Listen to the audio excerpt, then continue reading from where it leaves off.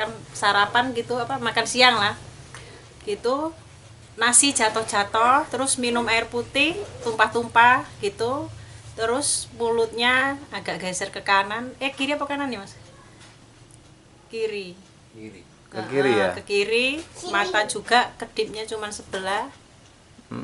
Terus itu langsung saya tanya ke bidan setempat, ternyata disuruh ke dokter anak di Panti Secanti. Terus setelah sampai sana ternyata nggak bisa, kalau dokter anak harus lari ke dokter saraf. 6 tahun, sebentar lagi paling SD. Oh, dalam sehari itu lebih dari 6 jam berarti Pak ya? Ya, kurang kadang lebihnya seperti itu. Pokoknya ya kalau nggak dikasihin nangis. Ya gimana namanya orang tua kan. Tadinya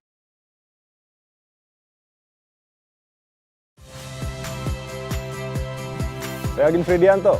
Saksikan terus program-program Kompas TV melalui siaran digital, pay TV, dan media streaming lainnya.